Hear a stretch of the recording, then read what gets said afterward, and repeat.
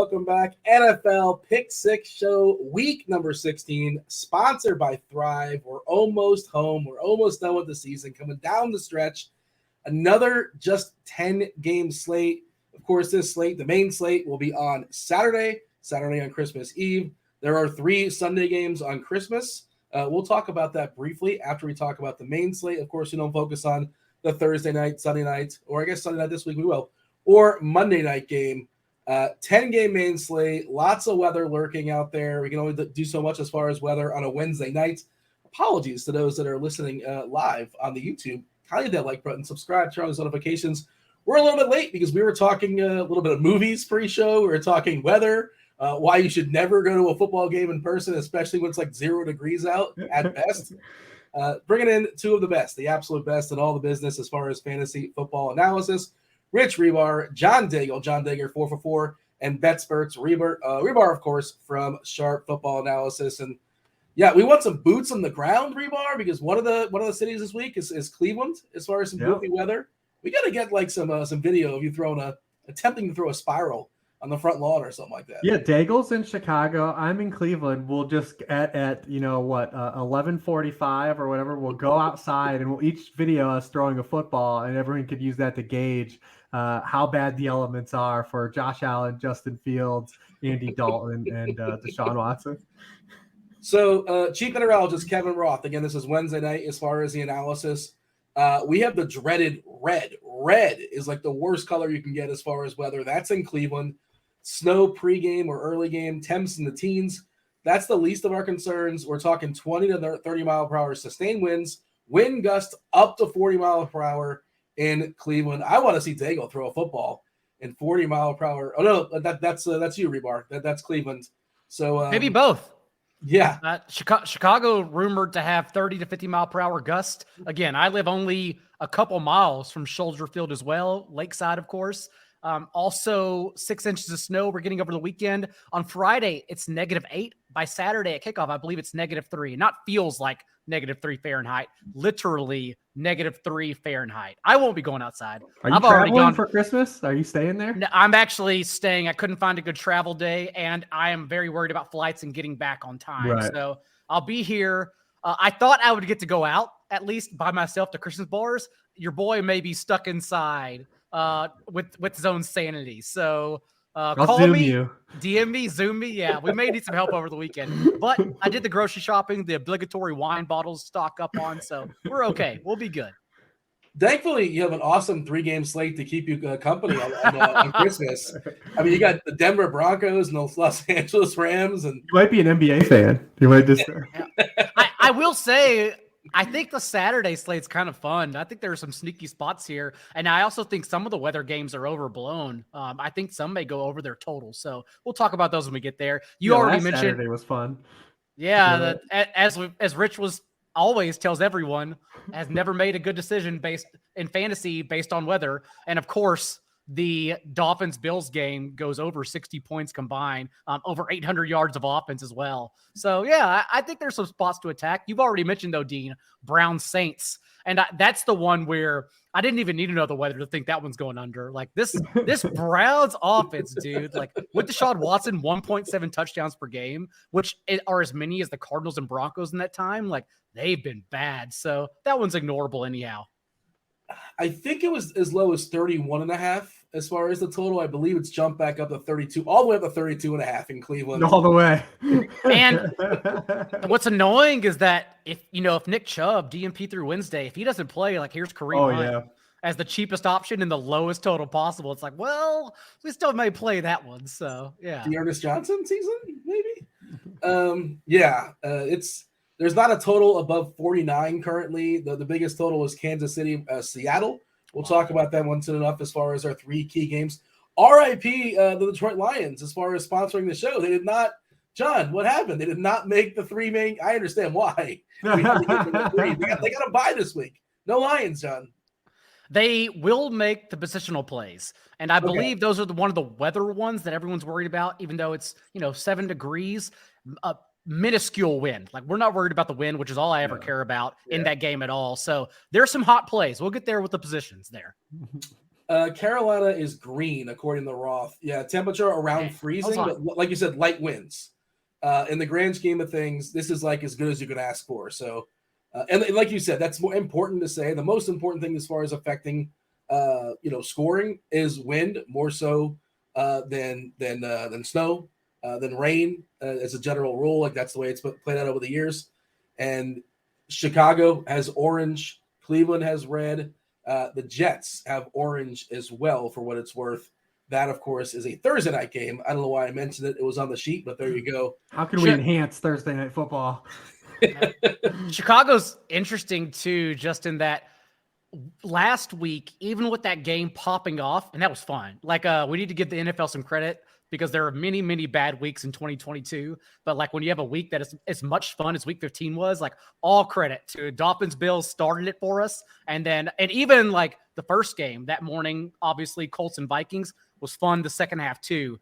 But Josh Allen, even with 300 yards and 4 touchdowns, like wasn't in winning lineups on DraftKings at least, because he didn't carry anyone along with him. Like you're not allowed to victory lap George Kittle against the Seahawks or Dawson Knox against the Dolphins, since they're obvious plays and funnel defenses to tight ends. But like Stephon Diggs, 65 yards didn't matter. Gabe Davis didn't matter at all. So like Josh Allen stacks were not in winning lineups because they just didn't matter, especially when Kirk Cousins goes nuclear in the second half against the Indianapolis. So it was a fun slate.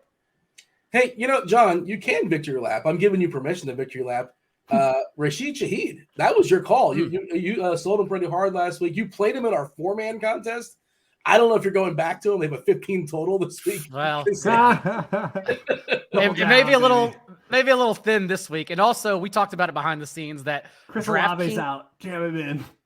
DraftKings and FanDuel last week, it just kind of made sense because everyone, even in cash games, everyone had an ugly play. That's just the way builds worked out. You had to have a cheap option. A lot of people ended up on Nelson Aguilar, and I just could not get there. And it's on me for being biased. I couldn't get to Latavius Murray despite Mike Boone being out too. So I ended up with Shaheed. Shaheed still popped off. It was okay. Had a very good week. Papa didn't bink anything, but we're getting there. We're getting closer. And we still got a couple more weeks to fire. We got some playoff weeks as well. Man, you're going to be hearing. It's not in the game breakdown, but we're going to hear so much Derrick Henry this week, right? Like everybody's just going to play Derrick Henry. That's what they're starting with. Is that where lineups are? They're preloaded, right, Rich? As far as I don't know if you've heard, but Derrick Henry is at over 200 yards in 4 straight games against the Texans. I don't know if anyone's told you that, Dean. Is that right? I wasn't aware. And who was he playing this week? Willis, of course, is the quarterback for Tennessee as well. They basically said pretty good chance Danielle might be donezo for the regular season. Probably done with the Titans. Yeah? Is this it? Probably. Yeah. That makes sense. I don't know what his contract is. He's a gamer. Give Tannehill some credit last week, man. The dude he basically didn't have an ankle and came back out, and like they had a shot to win. Like got him down the field, and his quarterback sneak to tie the game up was kind of my favorite play of the entire year, because so many teams you see on their quarterback sneaks, like they line the running back up and the running back comes in and like barely pushes the quarterback in. You try to get some momentum into the goal line. Well, of course, a Mike Vrabel team is taught better than that. And they flexed Jeff Swaim to fullback. They had Derrick Henry at running back. And then these dudes basically made Tannehill piss blood. Like, they kidney shotted him on both sides and pushed him into the end zone. Like, yeah. Mike Vrabel team does not joke around when you're pushing your quarterback past the goal line. That game was pretty awful, but had some great plays. Obviously, the McCreary interception was incredible. If you're a fan of the McCreary interception, there was a play – I believe it's Oklahoma when Brian Royals was there, and there's a dude, I'm trying to think who they're playing, but he literally jumps out of bounds, like is on the sideline on a throwaway and throws it back into another player. You can YouTube it and find it. It's the most insane interception. Like, it's even better. If you like the McCreary one, this one is 10 times that. It's kind of amazing more players don't do that, right? And I understand. Because you can't bat it forward. Right. Yeah. It's in the moment too. I understand. Like it's hard to think within a millisecond, but you think they'd be trained to go out of bounds like that and then bat it back to the closest teammate. Well, the other thing, remember this about DBs, is if they get a chance to catch the football, they're going to be selfish and they're going to try to catch that football. It's every Hail Mary, like everything, like you ever see. Like, dude, if I got a chance to get an interception, taking it's like the shot. 4th and 20, and like the Oh, yeah, it was about 20 yards down the field, and they're diving to catch it as opposed to like knocking it down. Gotta get them stats, baby. Got to get those picks, man. The agents will probably say the same thing. Is that what happened with Hurts, by the way? Because Hurts had, 2 or 3 touchdowns rushing. Was he not pushed in by his own teammates? At what point was his shoulder jacked? Is that a fake injury just because they're just No, the play is out there where he hurt it, or he hurt it. Yeah. I've missed seen it a few times, yeah. And some of his throws were, and we didn't know it until Monday, but some of his throws were like so egregiously off in relation to like his throws this year even. It was like poor decision-making, I thought initially, but it was very clearly just underthrows because of his shoulder. And 2 of those rushing touchdowns, like A.J. Brown got tackled at the 1, and then Miles Sanders got stuffed at the 1. And so, of course, Jalen Hurts punches it in. He's got to pad those MVP stats, man. At least he did. Now it's all for naught, I suppose. The 2-point conversion, they ran like the fake QB sneak, and he just like went to the left. All right. Did they show that on Red Zone, Dean? I believe I do remember seeing that. I feel like I did see that. I'm fairly certain. I wasn't watching that game like, a la carte. Give me the Red Zone. Give me all of it. By the way, the afternoon games 4 o'clock this week. 2 egregious. Yeah, the afternoon games last week couldn't have been on Red Zone that much, but the first slate of games was fun. I think it was a 6-4 split last week, which really it was a nice tease, but now it's 8-2. I got to write a letter to Scott Hansen. I'm sure it's not his fault, but somebody's got to take the fall. Very first game this week is Minnesota. Minnesota coming off the greatest comeback in NFL history.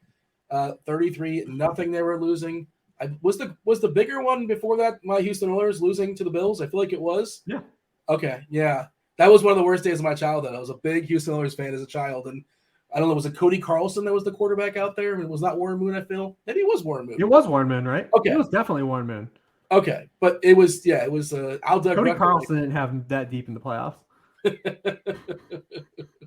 Yeah, I'm getting flashbacks to Alonzo Highsmith and fun Oilers teams. Haywood Jeffries. Yeah. Love those receivers. All right.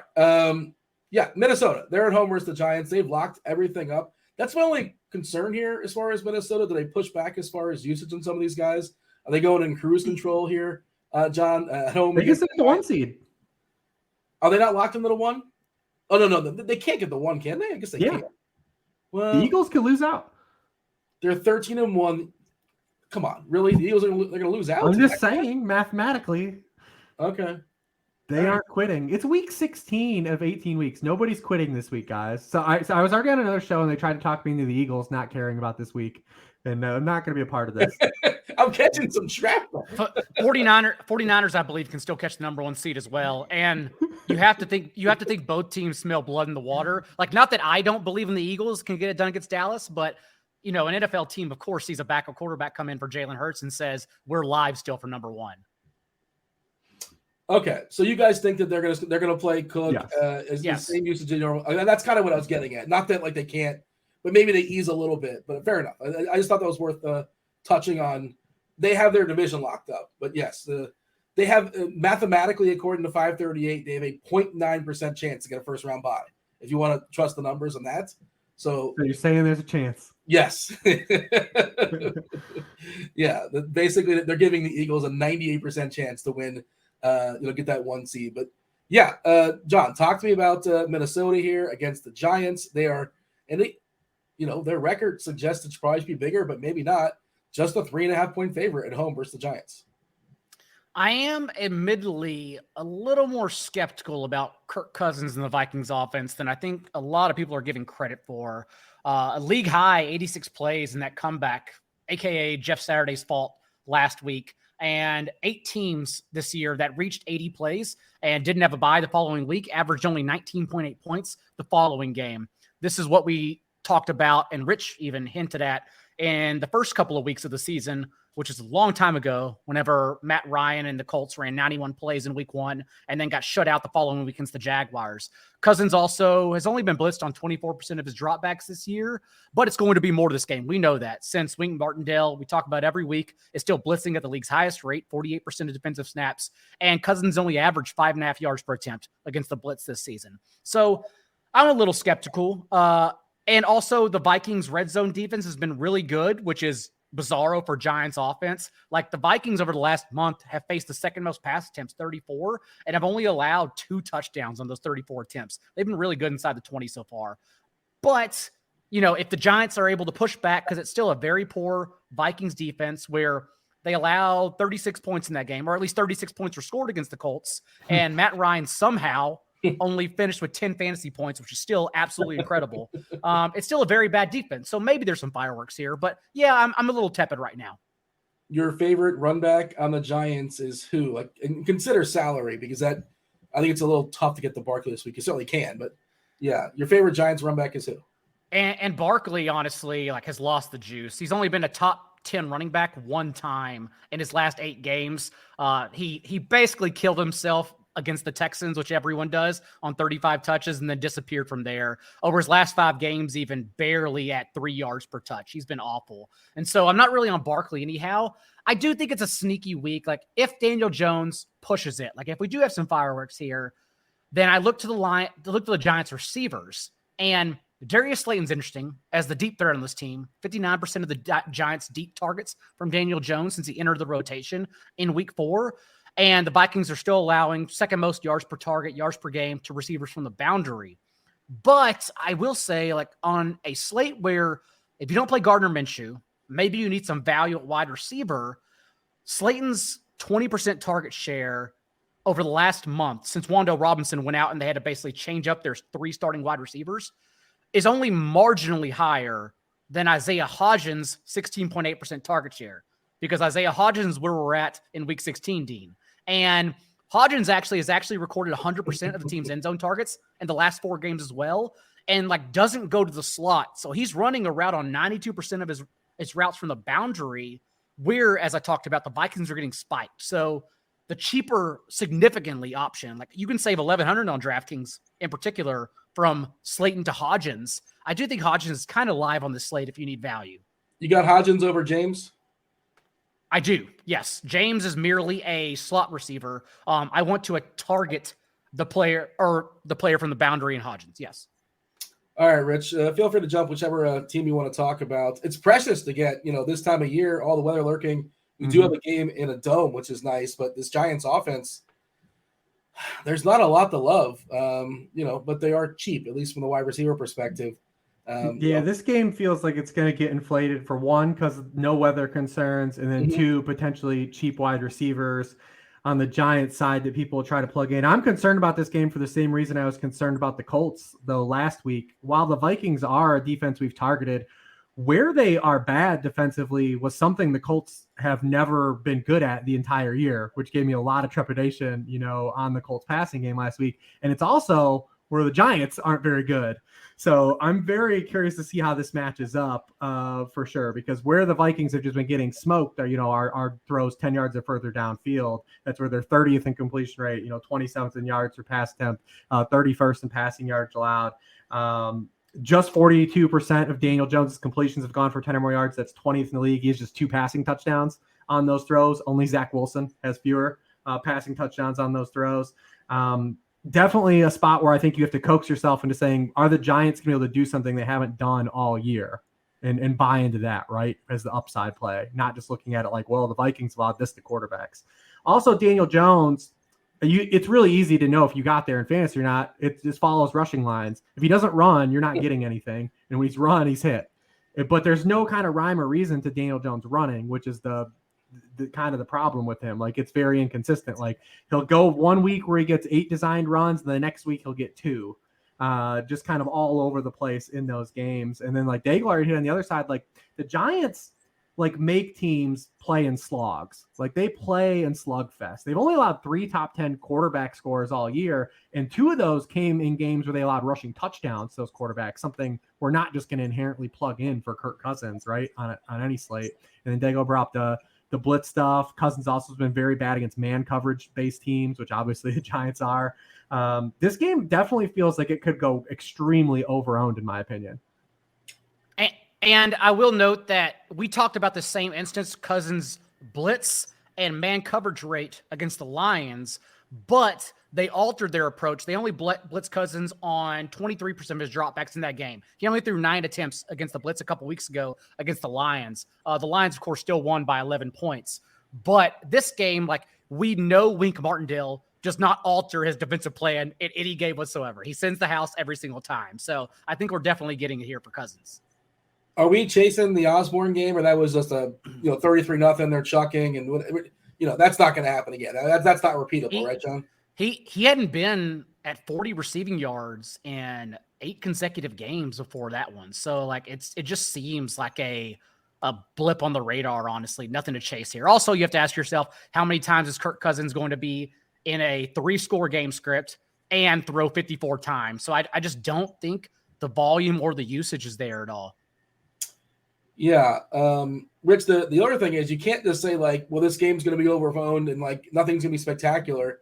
You have to like now fill out the rest of your roster from a pool that's not that spectacular, which we'll talk about. But I think a lot of people will start with, if they can get to it, if they're not playing Derrick Henry, is they're going to probably look at the top receivers, and the other guys all have kind of weather stuff going on that are in great spots, right? Like Diggs is in a great spot, but has weather stuff. We probably will see Arthur Juan still probably relatively owned.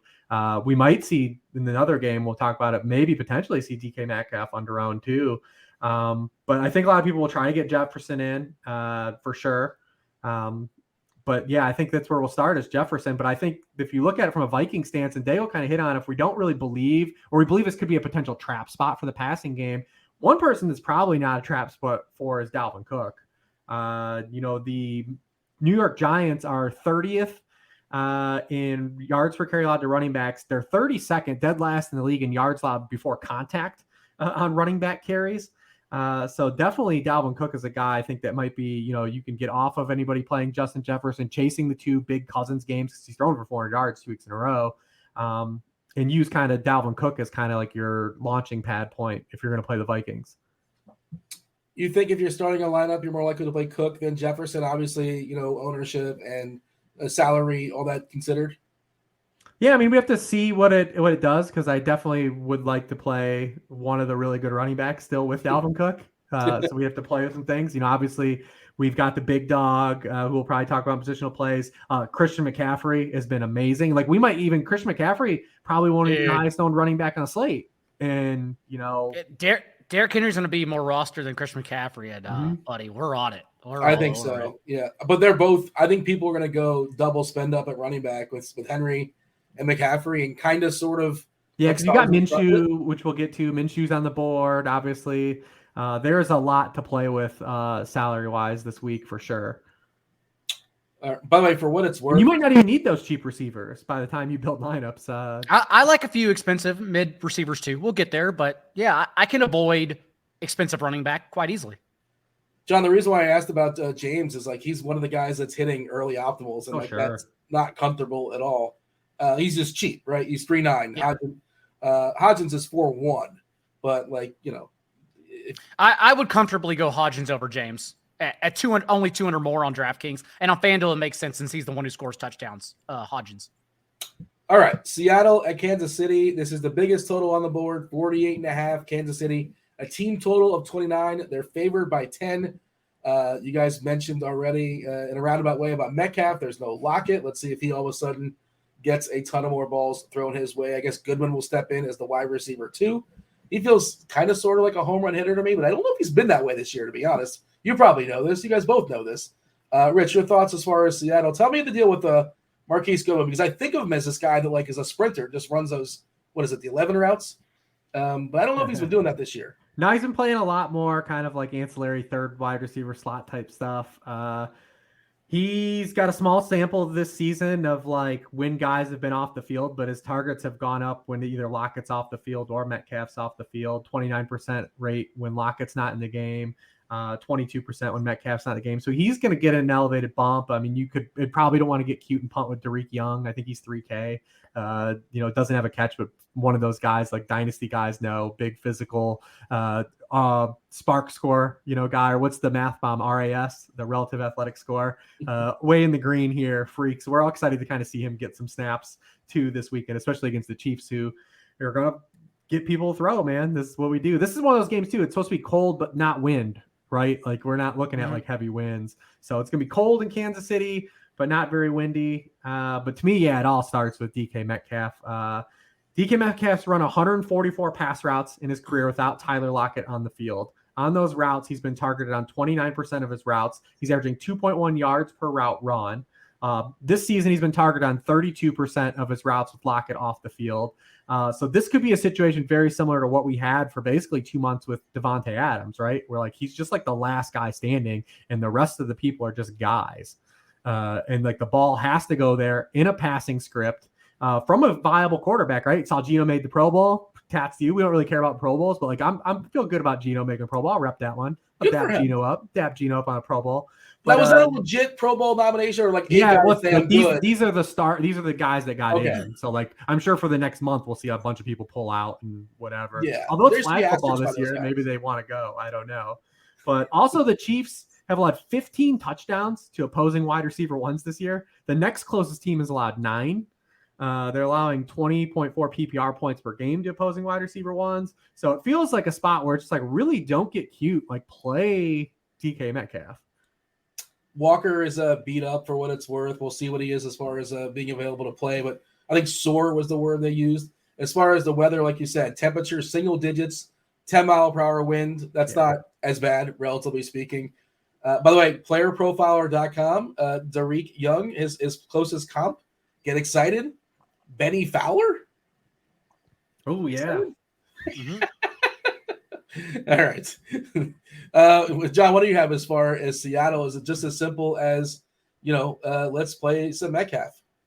I think so, because we know you could also attack them through running backs, but we've already done the Travis Homer experiment without Ken Walker, who has not practiced through Wednesday. We still think he's going to play here. And even a negative game script, as long as Walker is active, it just seems like a timeshare. GG Dallas also returned to practice Wednesday. So not really a situation and not enough running back touches to go around to think one of them is viable, even if it was Homer starting in place of Walker in this game. I would still rather pivot to DK Metcalf, especially if Noah Fant, who hasn't practiced through Wednesday as well, is out here. Fant, who's seen the second most targets with Tyler Lockett off the field this year. So I do think Fant isn't cute. Like I actually think he's a good play if he's in here, especially in what's basically an ugly tight end slate behind Travis Kelce. If you don't pay for Travis Kelce, you're just spending down. But at the same time, that's probably a good reason to spend up for DK Metcalf for all the reasons Rich mentioned. Like it's the same reason we played Jerry Jeudy a couple weeks ago. It's the same reason that Chris Moore, I still cannot believe he didn't get there on 32% target share, even though it is Davis Mills. It's just a run it back spot for DK Metcalf here. And you can't play Kelce on FanDuel this week. You just can't. I don't know how you can. He'd be the third highest priced quarterback. So he's 8K on DK, 8.6 on FanDuel. Man, that's. I mean, think about what he has to have on FanDuel to pay off 8.6. He's got to beat the field like the next best guy by probably at least 5. But think of the stat line he has to put together. But like even it's a great spot because Seattle's been flooded by tight ends all year, like we were talking about. Like Daigle talked about open. But like at 8.6, he's got to score 2 touchdowns, have 100 yards, and like maybe catch 10 passes at that price. It's the Gardner Minshew argument, right? It is the what are you doing with the rest of your salary? That's the big picture conversation. And like, imagine filling out a lineup where you have Travis Kelce. Like, where are you going? Because you then can't get to Christian McCaffrey, Derrick Henry. Like, you literally just can't afford those guys. And it's terrible once you get past like the slate is. It's going to be Wild West at tight end this week on that 10 gamer. I was gonna say, Dean, you didn't even ask about Daniel Bellinger. He's live as hell here. I didn't want to. Like, I kind of implied I was asking about the cheap stuff on the Giants, but I didn't want to say his name. He's live. Season high route rate. Vikings below average against tight end. We may be playing Daniel Bellinger this week. Hey, how the season-long streets treating you guys? You guys in any finals? Is it too soon? Should I not be asking this? Is it sensitive right now? Or I assume that your playoffs are this week, or maybe the championship this week, or John, Rich? Semis, the most notable one is I did a media league with everyone in Chicago. So Andy Behrens, Waz, Robert Mays, we all did a live draft together at a bar, and I got the number 1 seed, and I'm still kicking here with really good matchups. Brady, McCaffrey, Justin Fields, the list goes on and on. So pretty happy with that so far. And then Rich and I actually in another media league where we traveled to New York to draft live with Jake Seeley, the wrestler Eric Young. I don't know if you know him, Dean. Yeah, I got to travel this year. Rich went under, had flight experiences to go through. But Thanks, I know, unfortunately, we both got eliminated this past week. My team got kicked in the nuts. It was bad because I had the worst matchups possible. I know who Eric Young is. You don't have to say the wrestler. I know there's some people out there. I know he's a big hockey guy. Yes. Yeah. He works for The Athletic. Yeah, I should say he's fantasy guy. Yeah. I didn't know he works at Athletic now. Good for him. Yeah, awesome dude. Yeah, cool. Many years ago, I got to interview him. He seemed like an awesome guy. It was a fun. I'm sure he completely forgot it, but we hung out and talked for 20 minutes or so. He was amazed at me because in that league in back-to-back years, I have just gone against the grain. I've got the last pick. And so obviously what everyone does in the draft, I just do the opposite. That's how you win. I can't follow along with the last pick. So I've just gone 0 RB and just stacked wide receivers in that league in back-to-back years. And going 8 wide receivers in a row, it blew his brain. He had never seen anything like that. Whereas I was like, dude, I do this shit every day. Nothing even affects me anymore. DFS, I am soulless now. By the way, producer Steve chimed into our live chat. Final week, he has quarterback Hurts. I am in 2 leagues, and I have Hurts in both my leagues, and I've moved on. And now Gardner Minshew is where my hopes are. We'll see. That's the best of what's the scraps that are available. Yeah, I might be sliding into the DMs to ask some questions for season-long stuff because I'm in a couple of pinches as far as my leagues. But all right. Hey, McKinnon is more expensive on DK. And FanDuel, he's crazy on FanDuel. He's more than Kenneth Walker on FanDuel. He should be 7-3. Well, he's more of a DK player though. But that's he's been awesome of late. Yeah, he's more than Miles Sanders, David Montgomery. They jammed him up. 5,900 isn't jammed up enough though on DraftKings. No, listen, we've been on this. We only have 3 more weeks to talk about that. I know. I got really upset though when I saw it. Yeah, but it is an interesting spot for McKinnon though, because if you look at his role in the pass game, it all started when they couldn't find the solution to McCole Hardman, right? McCole Hardman's exit, and McCole Hardman's coming back. So it is kind of a curious spot here to see how it plays out this week, because they had one game of Kadarius Toney being available to play in the McCole Hardman role, and then Sky Moore never developed. They just never could do that, and the solution that they found was incorporating the running backs, the passing game, which was Jerick McKinnon. So I'm curious to see what the alteration is with Hardman coming back, or if it doesn't even matter this week because he'll just be slow played in. But we've seen this with the Chiefs all year, right? The first 5 weeks, it was Clyde Edwards-Helaire that had the touchdown baton, right? And then it was McCole Hardman, and now it's Jerick McKinnon. Were we going to get one more run where the Chiefs are going to pass this off to some, ancillary guy here where he just runs hot and pure on touchdowns? Or Des Pacheco fumbled too many times, and is this now an opening for Jerick McKinnon to actually, be kind of more than what he's been in just the passing game only back? I think that's 4 fumbles now for Pacheco. Yeah, John, the dude runs like he's returning a kickoff every time. Every time he gets a handoff, it looks like, dude, dude, you're just running as fast as you can into everybody. Chill out. I just don't know who to pair with Mahomes because, like you said, and again, they might just sprinkle in Hardman, but Juju, MVS, Hardman, Toney, Watson, Sky, Kelsey, Gray, McKinnon, Pacheco, even throwing a couple passes to Pacheco.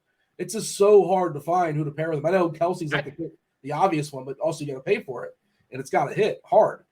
That's what makes pairing Mahomes tricky. That's why he comes in under-owned every week, though. Every time you're oh, Patrick Mahomes is only 7%, and you're well, yeah, because everyone wants to stack their quarterback. And I disagree. I think Moses is part of the C's here the past few weeks because it's only Juju, Travis Kelce, and McKinnon with over a 20% target share. Everyone else under 10% on the team.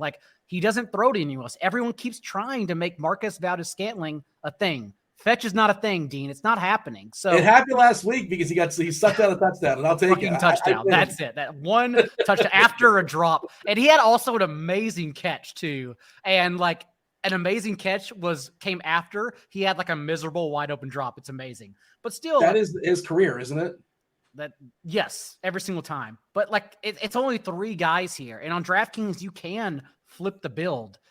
If everyone's going to go Gardner Minshew at the lowest possible starting point. You can go Patrick Mahomes at the highest possible starting point because it's still a Chiefs offense that is favored by 10 points, and just go down Patrick Mahomes' box scores. That's all you need to do. He has 320 yards in 8 of his last 9 games. The outlier being the Bengals, who own him historically, and only he, Jalen Hurts, and Tua are over 8 yards per attempt on the year. And he's actually he's leading Justin Herbert. He's leading the league in yards per game, and it's 34 more yards per game than Herbert. Like, Mahomes is just on an insane historical tear here. And with Jalen Hurts out now, he has a likely nod to MVP. So yep.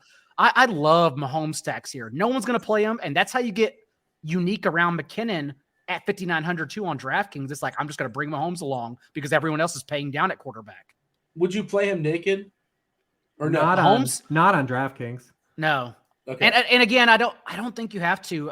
I don't know outside of McKinnon. Like Rich said, I really don't think anyone's going to play him. Yeah. I mean, MVS is still kind of sort of somewhat cheap at 4.3K. Kelsey's really hard to get to. Juju mid-range at 5.8.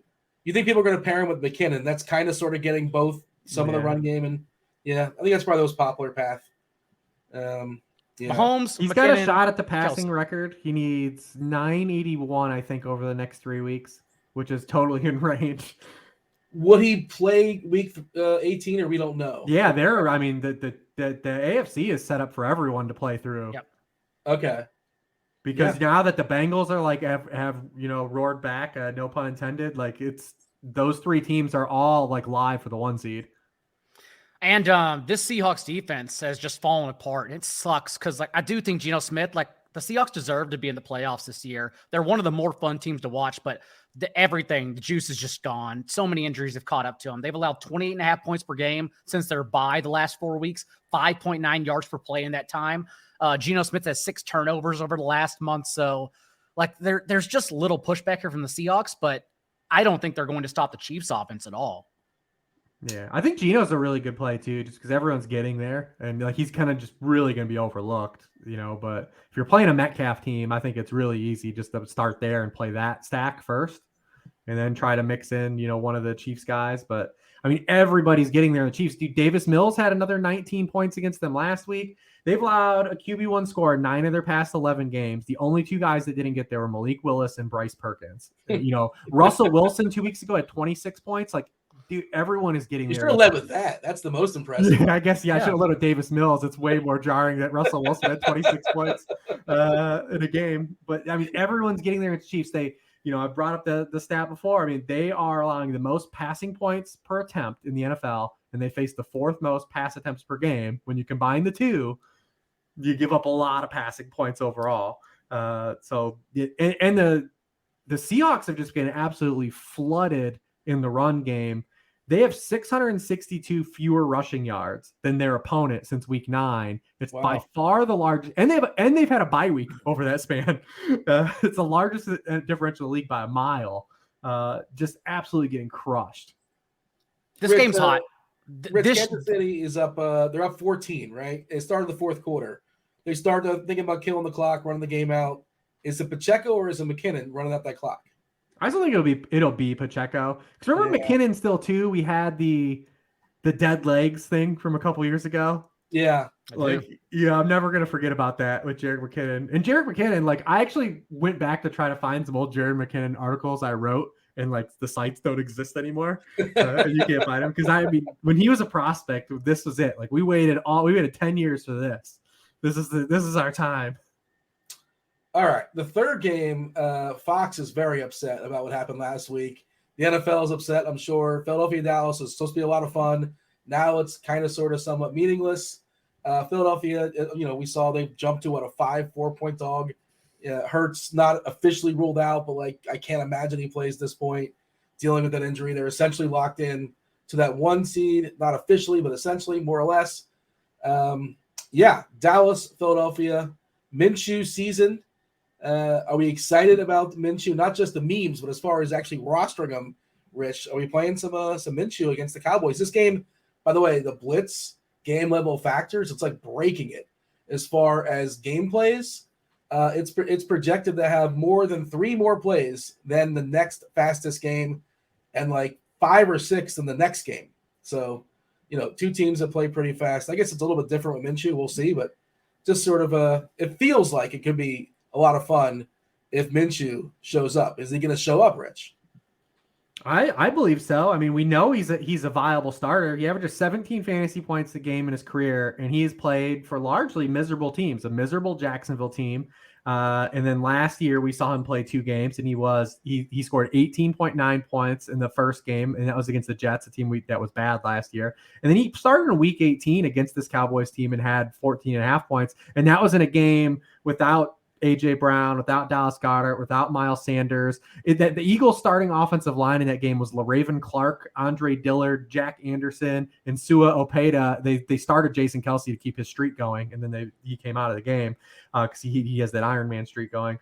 But this is a great infrastructure for Gardner Minshew to walk into. It's indoors, and Jalen Hurts he was hurt in game last week, but he wasn't hurt in game for anyone to kind of like know it was going to be an issue coming into this week. So there was no pricing influx on Gardner Minshew. Like, he's just priced where he was. He's 4.8 on DraftKings, and he's 6.1 on FanDuel. Playing with elite offense, elite wide receivers. We might have more of a drop back passing, and there's a lot of dynamics here with Gardner Minshew coming in. Plus, we talked about Trevor Lawrence last week and the Cowboys. Like, the Cowboys just have too many cluster injuries in the back end. Like, they've lost too many cornerbacks the past few weeks. They lose Jordan Lewis for the season, lose Anthony Brown for the season. Trayvon Diggs has not really played well the last 6 weeks. They allowed 8.6 yards per pass into Davis Mills 2 weeks ago. That's a Davis Mills litmus test here under judging your defense. And then 4 passing touchdowns and 316 to Trevor Lawrence last week. Like, they can be had in the passing game right now. John, Philadelphia, Dallas, Minshew, 4.8K on DK. He is unquestionably, I think, going to be the most popular quarterback on DK. I ran my optimals pre-show. Of course, it's a Wednesday night, but just being so cheap over there. And even on FanDuel, just to make stuff work, he is the number one guy as far as hitting optimals. Mahomes behind him, for what it's worth. Daniel Jones and Mahomes were tied on DK, which is interesting. And then Gino right behind them. Minshew is going to be popular, man. That's just the way it's going to go. Are you on board with this, John, or you want to be a little different this week? I want to be a little different, but again, the discussion is not about what Minshew does himself. It's what can you get with his salary. It reminds me of the one time, Dean, you would remember better than anyone. I think it was Brandon Nemo. Yes, I know baseball players, and I could be wrong, but I believe it's 3 or 4 years ago where FanDuel accidentally priced him at $1 for a slate.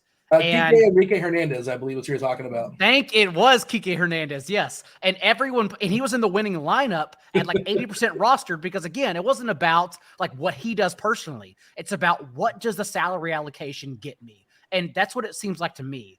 But I would argue that there aren't enough good plays at the top for me to worry about paying down at quarterback. And I would rather flip the build with expensive wide receivers and Patrick Mahomes instead. Whereas, as you said, right now, optimals are showing everyone's going to pay down for Minshew and pay up for Derrick Henry and someone else. So that's kind of where I'm at right now. But is he viable? Of course he is. I'm also pissed off that the Eagles are only 2,200 since Dak has thrown 9 picks in his last 6 games and the Eagles lead the league in interceptions. I love the Eagles. I could see myself correlating Miles Sanders for recency bias. Like, last week was concerted.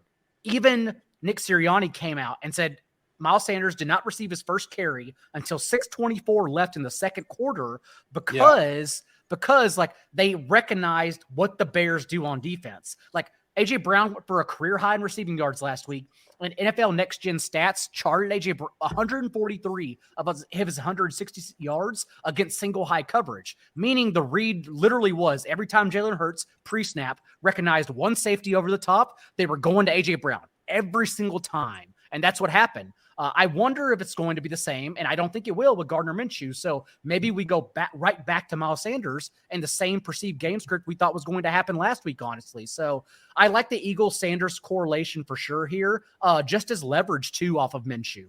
Both are live. Both are possible. You're upset that the Eagles are too cheap? You think they're going to be popular? Is it? I don't know. I don't know the weather stuff. I feel like people are going to want to play some kind of weather nonsense game, like defensively, like a Saints or Cleveland. Which feels bad though, right? Because like those are games like are just not going to have pass attempts. Yes. Right.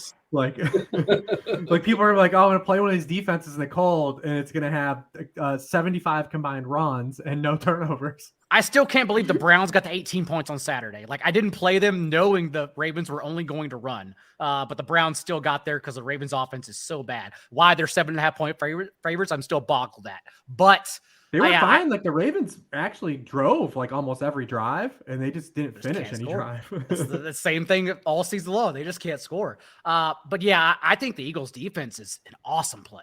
Awesome play. Rich, how do you feel about the Cowboys? I have no opinion on team defenses. Well, no, I mean like the offense and the offensive players for the Cowboys. They're good. They score a lot of points. No, I mean, yeah, it's, since Dak has been back under center, they're number one in the NFL, in scoring rate per drive, yards per play, basically every offensive metric, right? So the frustrating thing with the Cowboys is you look at it from a top-down stance, you're like, man, the Cowboys have this awesome, like, thin target tree, right? Like CeeDee Lamb and Dalton Schultz are getting this. And then for some reason, every time they get in the red zone, they're like, Kellen Moore's like, yo, look at this play I got for Peyton Hendershot, or like, look at this play I got for Noah Brown. And you're like, what? What is happening here? Yeah, but this is a spot too, for, like when you look at Dak, like they're not a team like we would like still chase a spike week from a quarterback against, right? Like they've had just 2 QB1 scoring weeks all season.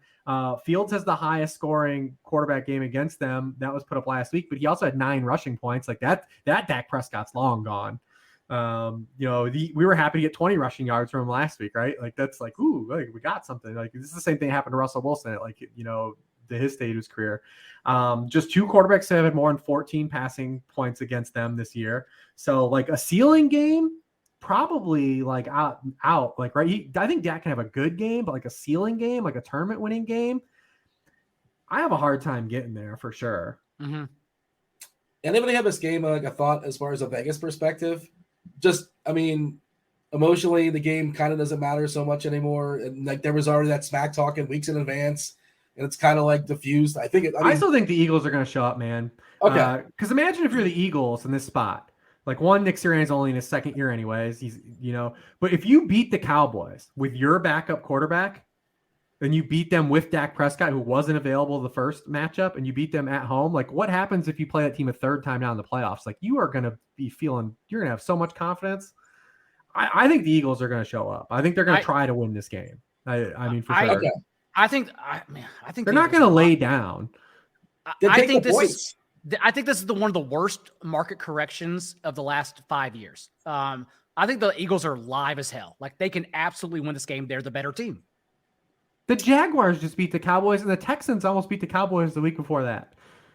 There's no good teams. If Doug Peterson can even point out that Kelvin Joseph shouldn't be on an NFL field, like Nashawn Wright was a healthy scratch till last week. They only activated him because they have injuries. Rich talked about the injury cluster. And then they had to bench Kelvin Joseph in the third quarter because Lawrence was only targeting him in man coverage. Like if Doug Peterson can figure that out, Nick Sirianni will figure it out with Gardner Minshew. And they already beat the team at full strength. Whenever Micah Parsons was playing better, he's still awesome. He's been amazing. But like even Micah Parsons, who led the league in individual pressures last week, like doesn't matter. The Jaguars scored 40 points, defense included, but 40 points on the Cowboys right now. Like just because of their injuries, they're not a good defense right now. Yeah, and you go back 3 weeks ago, that game, against the Colts, they had the massive fourth quarter, but the Colts were moving the ball against them, until that game was tight until like just things went crazy in the fourth quarter for the Cowboys. But this defense is definitely giving up, yardage right now. So if Minshew is viable and like he's live and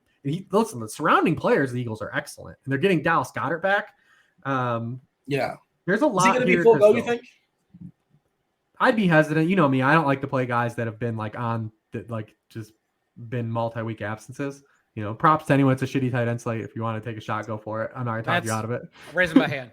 It's me. He's 4,500, which I think is the cheapest he's been all season, I want to say. Yeah. He was mid-4s before, but, it's kind of sort of somewhat baked in. John, when you said there's a market correction, you're saying that you don't think Hurts is worth 3.5 points? Cowboys were 1 point favorites. Now they're 4.5 point favorites.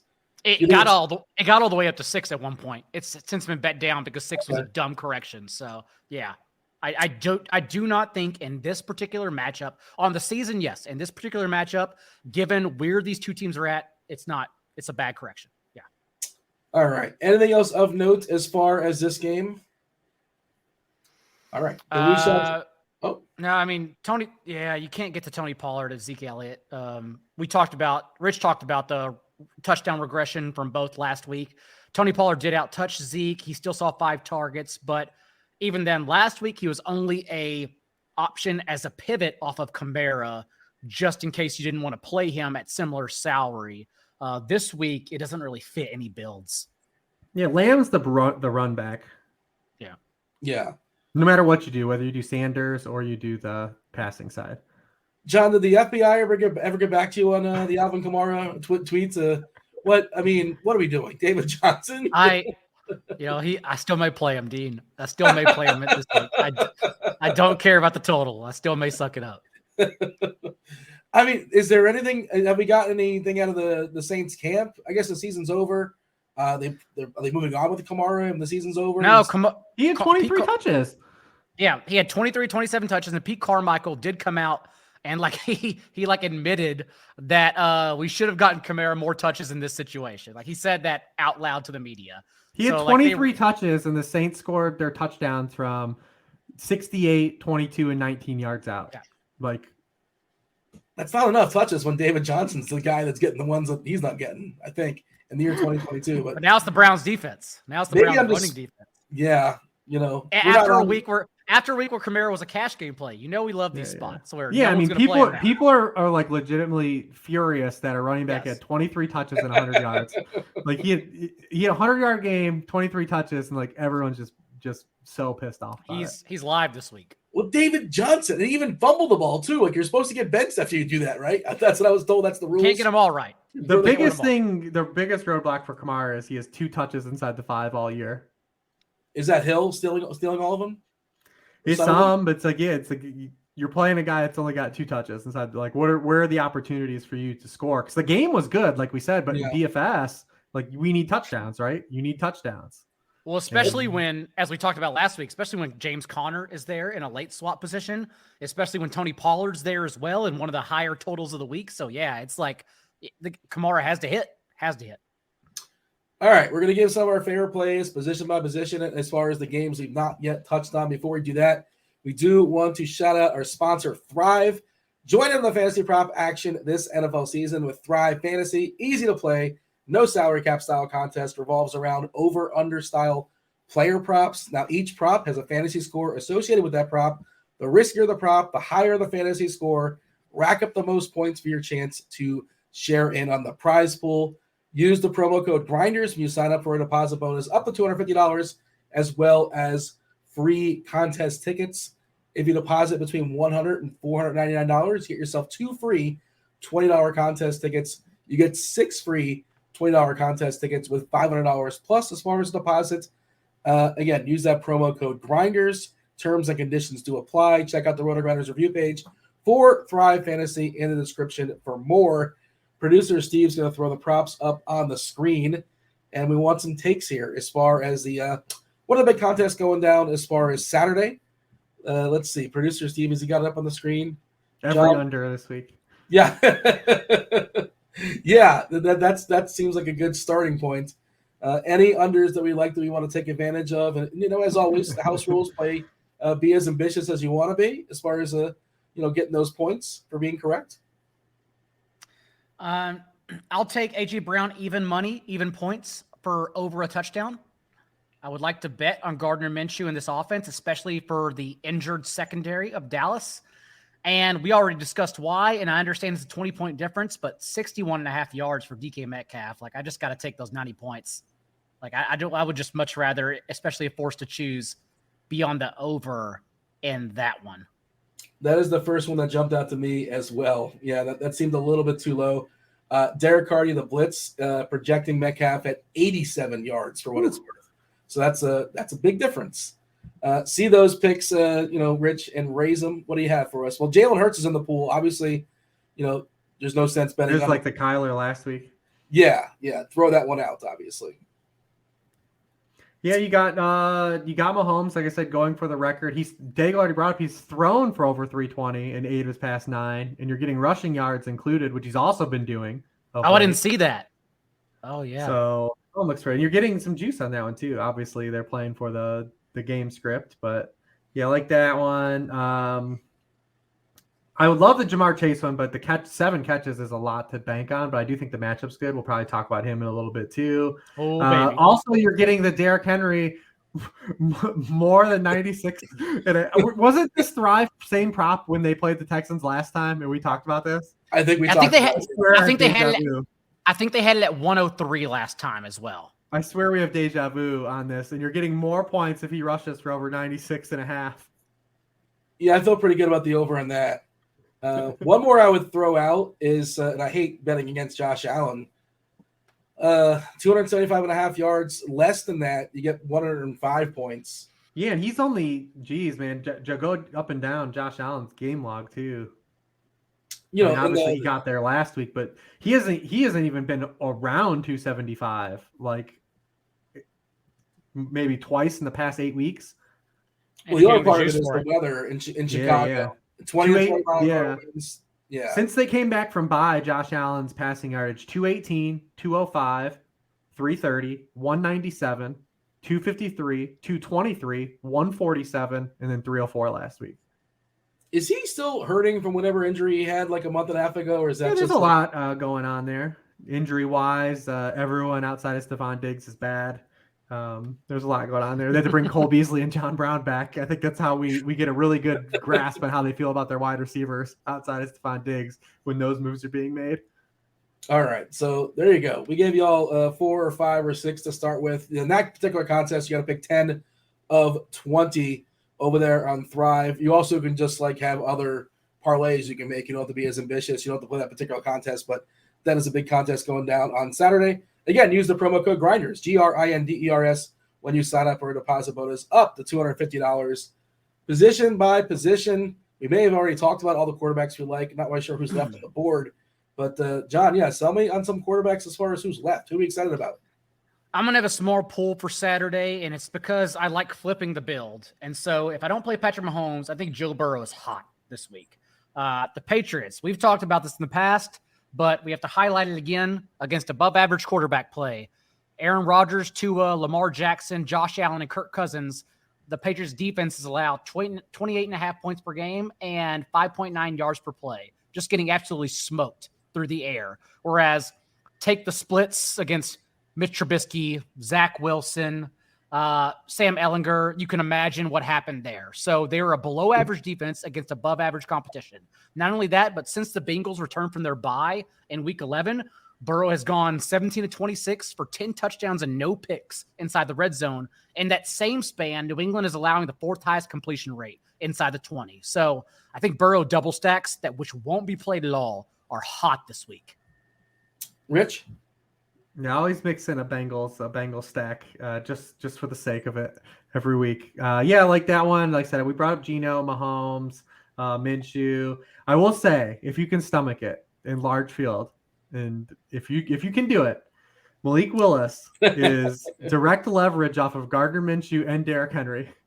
If you just get lucky and he has like a rushing game or runs in for a touchdown, that's obviously not going to be a Derrick Henry rushing touchdown. I mean, it's reciprocal leverage. He's only large field play, but that definitely scenario exists. I thought you were going to go with Sam Darnold because I had him in my pool. With Sam Darnold. I had him in my pool, and I was like, that doesn't need to be that. It's too thin. No, and it's obviously large field stuff because if you're going to make non-Henry lineups, right? Like if you're going to have some, like he would be a guy because you're getting off of Minshew at the same salary, right? And you're banking on stealing something from Derrick Henry. That would be the angle, the galaxy brain.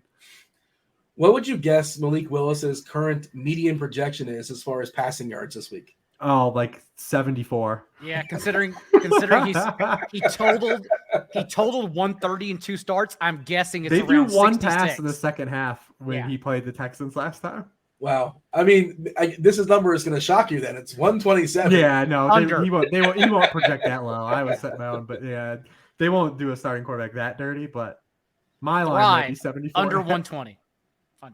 Right above him, Justin Fields. Fields can like run for 100 yards. I think he's certainly interesting. And The opportunity cost is not huge this week at quarterback. It doesn't seem like that, at least. I think someone showed too, like Fields' like win chart from this year, and like it's pretty comparable to like what's expected this weekend, like in their home starts. So you know what you're getting.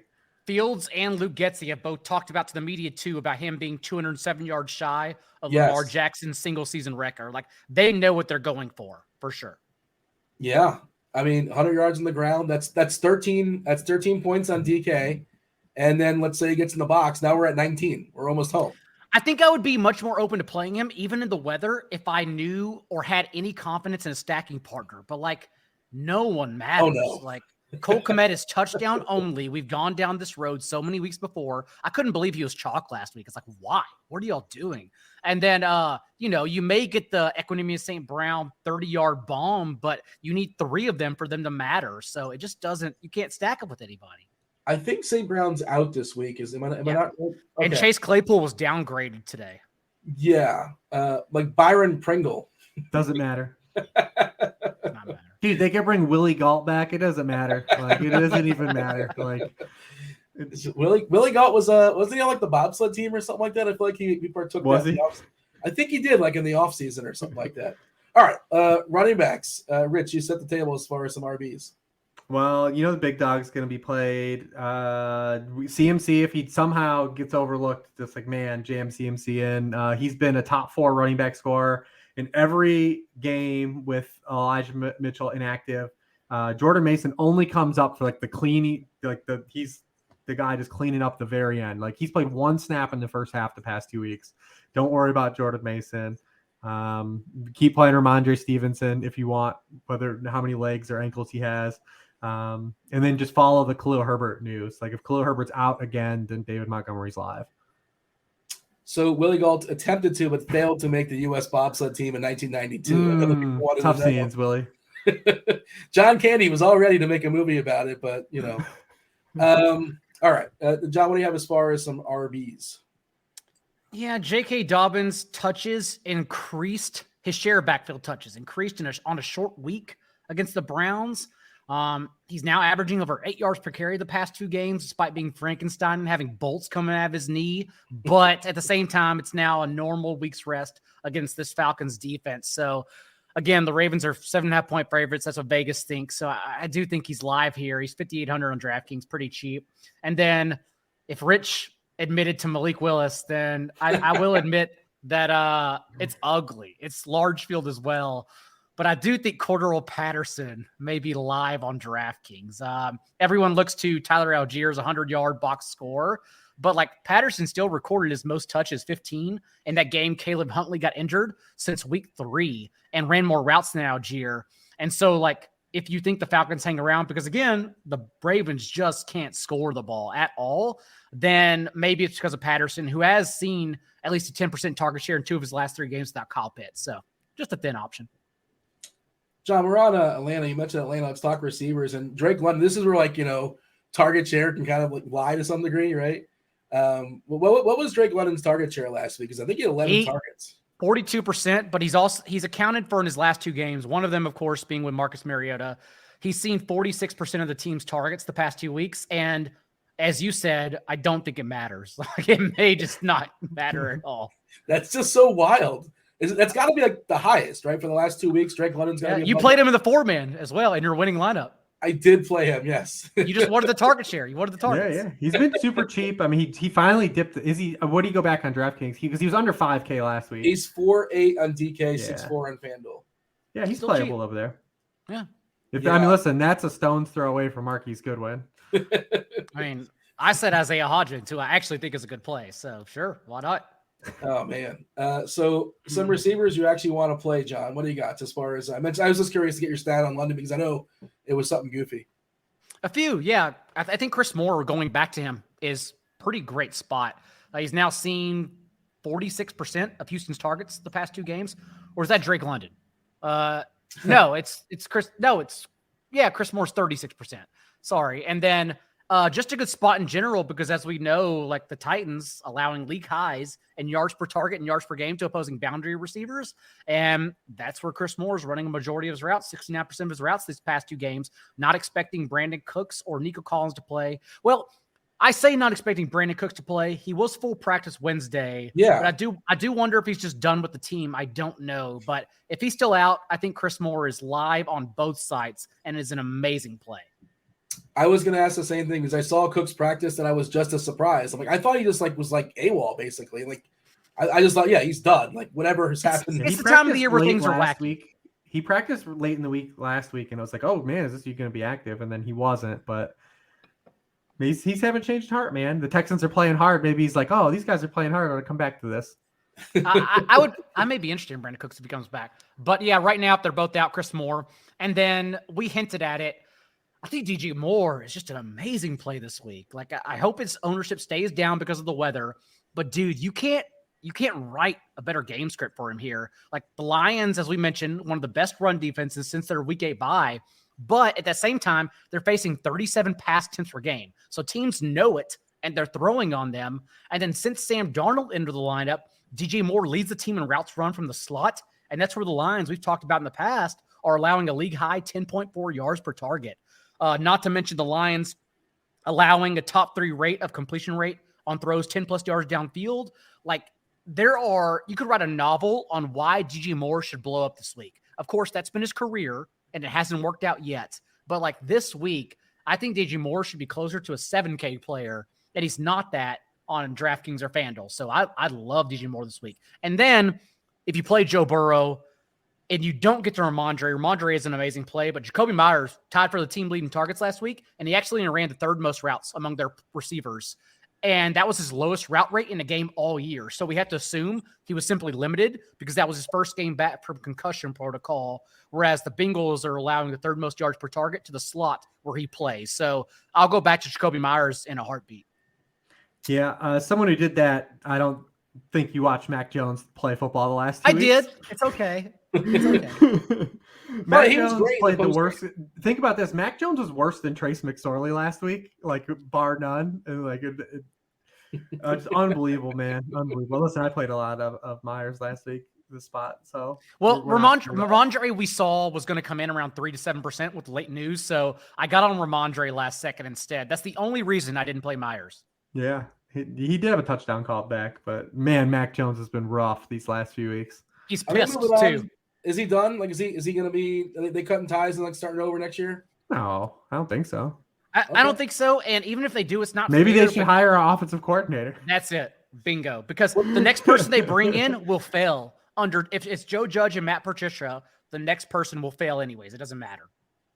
I was going to say shout out to Jacoby Myers, just the way he handled it in the press, like after. Awesome. Like, people were clowning him all over the place, and he did a great job answering questions. And it was a bad week for the press, too. I don't know if you saw the Gio Bernard clip. Mm-hmm. Come on, man. Like, they're harassing this guy. Like, Jenna Lane is typically pretty professional, too. So, like, the fact they came out and, like, attacked Gio, basically, it's like, just calm down. It's okay. Like, it's not a big deal.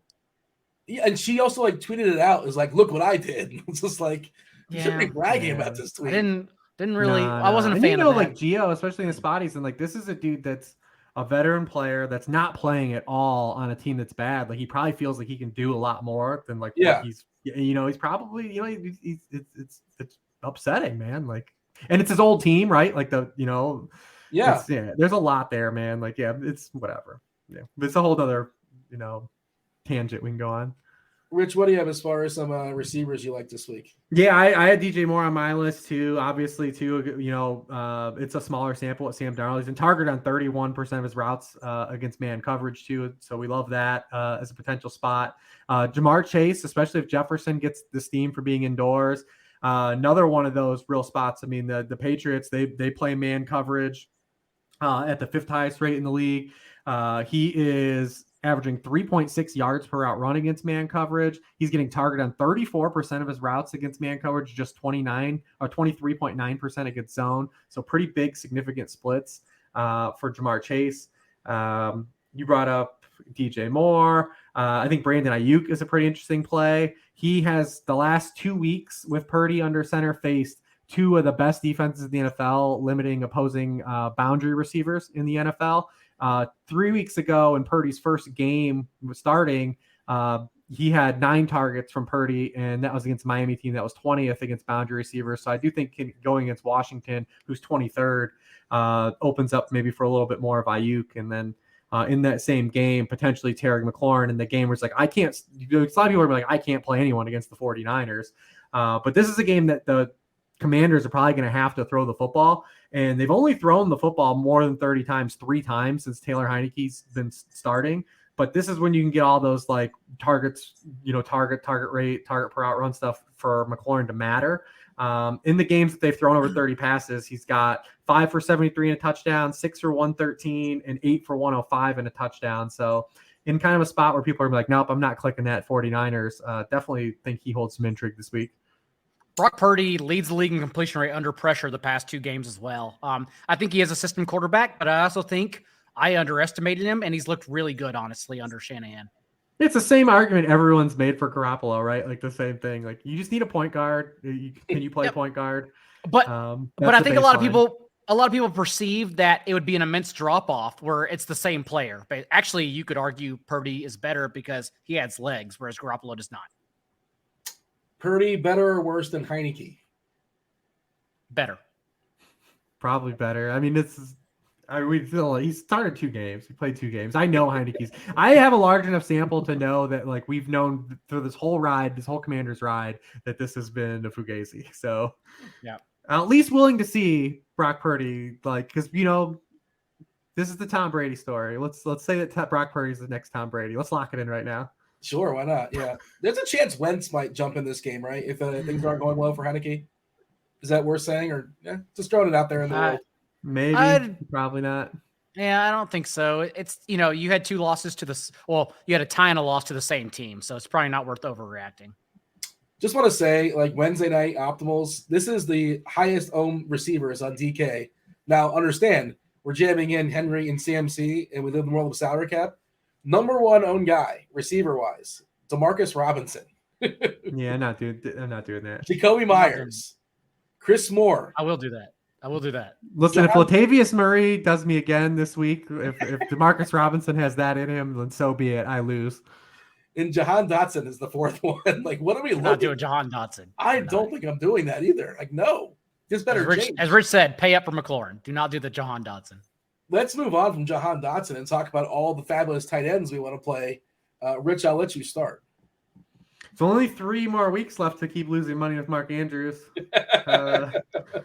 I don't know, man. They're all these tight ends are bad. Like I said, I think in cash, if Fant's active, I think a lot of people are just going to get there, and we can swallow that. In tournaments, Dalton Schultz still, I would go back to him still. We didn't talk really about him in that game, but he's been just very volatile. But we know that there's a spike week in there. He was just a tight end 1-2 weeks ago, so he would be a guy I'd look at. And we didn't talk about Hawkinson either. I guess Hawkinson's still in play too. So that's really it.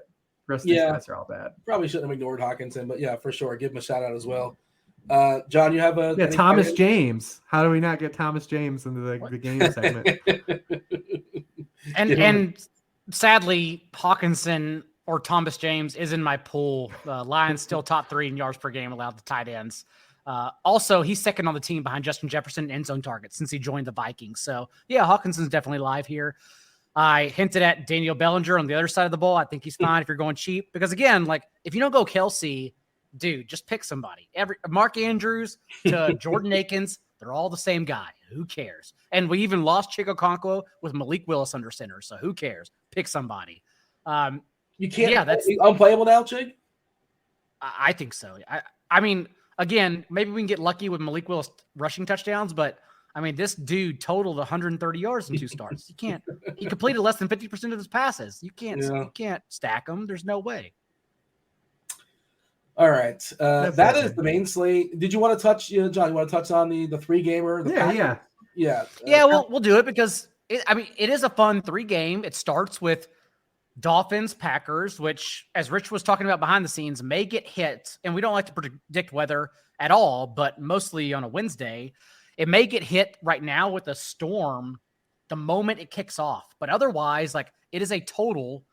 And this is not only for Sunday, but like for the entire week. It's a rare total where it's going up, including both sides of the ball here. And the Dolphins kind of figure something out here with giving Tua 30 pass attempts to their running backs 23 carries, and we knew a change was going to happen. Tua led the league in ADOT against the Chargers, no success at all through the air, and then they gave 23 running back carries, including Mostert and Savon Ahmed, who combined for 5 explosive runs. So you would think they lean on the run a little more here, combined with their passing game. And if that's the case, the Packers, of course, are one of 4 defenses allowing over 5 yards per carry. Even Cam Akers had a season high in rushing yards on Monday night. So, like, I think Tua, Mostert, like an onslaught here. And as we talked about last week, 6 or 7 players from Dolphins, Packers is definitely the way to go, with this being the most interesting game. And then, of course, like, the Bucs, everyone's trying to parse through this game script since we don't think Trace McSorley is going to fight back. But, like, I'm open to Fournette and Rachaad White in this game. Like, playing both of them, same lineup, thinking that, like, yes, definitely the Cardinals won't respond back. But also James Conner's getting so many touches, maybe you go his direction. It's an ugly tight end slate, whereas, like, the same reason we played last week against the Cardinals. Who the hell played the Cardinals last week? It all runs together now. The Broncos. Okay. Oh, the same reason people wanted to play Greg Dulcich. Cade Otton's like a part-time player with Cameron Brate, but he's still getting it done here. And he has over 10 targets the past 2 weeks. So I'd play Cade Otton in a short, ugly slate. I also think Robert Tonyan is definitely live, considering everyone cracked the code of George Kittle against the no, I'm getting them mixed up again. Dawson Knox against the Dolphins. So yeah, like, that's kind of where I'm at right now. Rams and Broncos, whatever. I'm picking one of the defenses probably, but that's about it. Looks like McSorley ran a little bit in college, for what it's worth. I don't know much about McSorley. If there's anything, I guess there's no interest in McSorley, I'm assuming. But This is a weird slate with that. You know, there's 6 quarterbacks, and like some of them died this year. 3 of them, like Brady maybe died. Russ definitely died. You got McSorley, Aaron Rodgers, kind of, sort of. He's had some undertaker moments as well, so I guess he's come back to some degree. But yeah, it's an interesting mixed bag as far as quarterbacks. As bad as Brady's been, he's been fine. What is that? Hold on, I need to know what that background is. What played? I was pulling up McSorley's college stats. Nice, like college stats dot whatever. And yeah, that's that was not worth it. You were watching the Just Bombs Trace McSorley video? I don't know what that is, but I'm curious now. So yes, sell us on Brady first, Reeves, but then also please explain like who you think is going to be more rostered, because that's kind of my issue with Brady. Is like, I think he'll naturally be the highest roster quarterback, but I could be very wrong about that. Yeah, Rodgers is the quarterback you want to play. Okay. Yeah, I mean, just saying, as bad as Brady's been, he's been kind of fine for fantasy. Like, and especially then when you reduce it to these 6 quarterbacks, you're like, oh, I can live with that. Who do you want to pair him with first? Oh, Godwin. Okay, wait, did you say? I thought you said Rodgers. Oh no, Rodgers is the dude you should play though, because I mean, Tua still had the bugaboos, right? He only completed 1 pass over the middle of the field. They just made 2 big splash plays. He still was well below his expected completion rate. He was 7.5% below his expected completion rate, which was 26 in the NFL last week. He was 26 in success rate per throw. They just hit 2 money balls. You had Jalen Waddle look like the fastest human on earth on the ball he caught. And then Tyreek just beat his guy in a go route from 20 yards out. So, like, it's not like the Dolphins, like, I think, like, really cracked the code, though, like, figured this out. And the Packers have a way better pass defense than a run defense. So it could just be a situation where they run back to try to make a few plays. But this Dolphins defense is totally exploitable. They have like really weird home road splits, but if you just look at who they played, it's really explainable. I mean, at home, outside of Josh Allen, they faced Mac Jones, Kirk Cousins, Kenny Pickett, Jacoby Brissett, and Kyle Allen. And then their games on the road, they faced Lamar Jackson, Joe Burrow, Zach Wilson, Jared Goff, Justin Fields, Brock Purdy, Justin Herbert, and Josh Allen. So, like, we can explain those home road splits pretty easily. And that's not nearly as hot there this time of year for the dumbass home field advantage where the sun is on the visitors bench. But yeah, I mean, they're allowing 16.7 passing points per game. It's 30th in the NFL. Yeah, I think, and the Packers offense has quietly been good. You know, obviously the season long stuff has been bad. But since week 9, they're 7th in the NFL in points per drive. So they can get there. The Packers offense has been a lot more efficient, I think, than people have noticed, just because of the body of work for over the course of the season. So yeah, I like the Rodgers side. All right. Rich, you pair him with Christian Watson, man. You go right back to Christian Watson. Yeah, there's a narrative, a greasy wheel, whatever you want to call it, right? He said Watson, he called him out, basically saying like he misran a route, and he would have ran. He still ran a route on 94% of the dropbacks. I mean, the receivers in this game have like huge upside, right? On a per play basis. Yeah. We know what the Dolphins guys can do, and then we have already seen what Watson can do. So, I mean, there's a chance like all those guys could have a touchdown from outside of the red zone. Especially given Dolphins splits against receiving backs. Like Aaron Jones also with Aaron Rodgers is very, very live. Like, you know, just like we talked about last week, Kirk Cousins with Dalvin Cook, Matt Ryan with Jonathan Taylor. I understand the latter pair didn't get there, but Kirk Cousins and Dalvin Cook together, like that's how you play Aaron Rodgers and Aaron Jones. John, you got a roster an offensive player in Denver and the Rams. Who is that offensive player? Who's their number 2 receiver with Kendall Hinton on IR? Brandon Johnson, Jalen Vigil. That's who I'm playing. Is Sutton coming back? Sutton may be coming back, actually. Yeah, he was limited today. What about Tutu on the other side? Is the number 2 if you want Tutu? I think actually Rams defense may be interesting since more people will get on Broncos. But dude, I mean, why do you care about Russell Wilson? We're in week 16 and he's not a good quarterback. Broncos and Bucks. I mean, definitely a hot defensive slate. Yes. I said offensive player. I specifically said offensive player, not defense. I did not want you to have that out. And listen, you just run the game script back. You can run the Latavius back, Dean. Yeah, there you go. The game script's going to be there for him to get 20 more touches. You just hold your nose. Latavius and Cam Akers on a 3-game slate. I can't do it. You just hold your nose and you say, I'm going to get these touches. Can't do it. That is the segue, by the way, to our little movie contest that we run. The analysis is over. We do appreciate you all watching the show. If you want to stick around and listen to us talk about movies for about 5 minutes or so. Last week, I took down the 4-man, but let's not talk about that just yet because we have to talk about Rich, who won the 4-man and gave us a movie to watch. And you assigned us Spider-Man Into the Spider-Verse. I believe that's what it's called. None of you guys had seen it. We had a multiverse theme, and that was what you guys decided you voted for Less Evil. I rewatched it again, too, for you guys because it's a movie I've seen roughly 25 times, and I will enjoy the 26th viewing as well. If you guys didn't like it, I take no offense. Producer Steve's going to jump in here as well. I believe both Steve and myself, we finished it right before the show started, actually. That's one of the reasons why we started 5 or 10 minutes late. But I will yield. I will yield to John.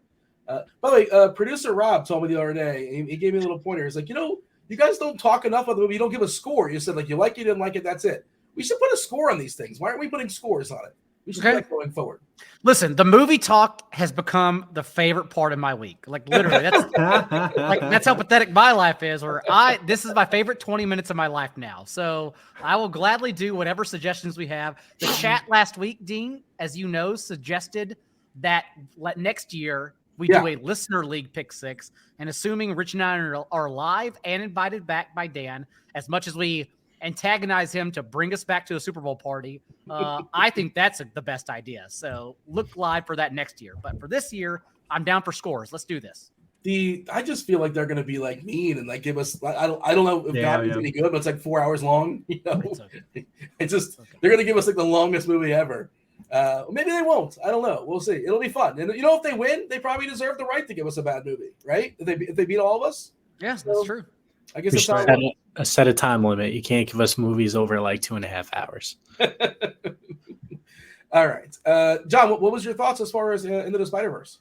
I watched it Monday night, and I texted Reeves afterwards immediately, and I said, I have thoughts on Spider-Verse. And my thoughts are, I can't believe someone didn't direct me to this movie before, like didn't point me in a direction. And also, like, this movie's fucking amazing. Like, how can you even get to the idea of not only am I going to spin Spider-Man into alternate universes, that's good enough, but then also the fact that the alternate universes we're going to come out with, and there's spoiler alerts for everyone here who didn't watch it with us, are the fact that it is divorced and fat Spider-Man who's depressed. That's that's fucking amazing. That's where you start. Like, he's the main character, honestly, is divorced and depressed Peter Parker with pizza. That's amazing. But then you also get like the joking of Porky Spider-Man and Spider-Man Noir. I thought that was incredible. I also paused it several times and took screenshots and photos because I think I'm going to get some art made of like the comics are the action sequences that happen. There are like even transition sequences where the sparks and the fireworks that are set, it should be like framed on a wall. I think the as Rich said, no movie has ever been filmed or shot like this. And I think that alone makes it an amazing picture, not to mention the story. Yeah, so it's the perfect movie. It's incredible. It really is. Yeah, I thought it was really well done. The cast, like you kind of referenced, Spider-Ham was John Mulaney. John Mulaney's always good whenever he does. Nick Cage, who's like, I know he's a big Superman guy. Didn't he name his kid Superman's? What's Superman? He's a son named Kal-El, right? Yes, yeah. I couldn't get there, but I mean, I assume he's a big Spider-Man guy as well too. Mahershala Ali, Chris Pine, Liev Schreiber, just a loaded cast all around. Liev Schreiber, great voice actor. Who's that? Well, I said Liev Schreiber's a great voice actor. Yes, yeah, he's very, very good.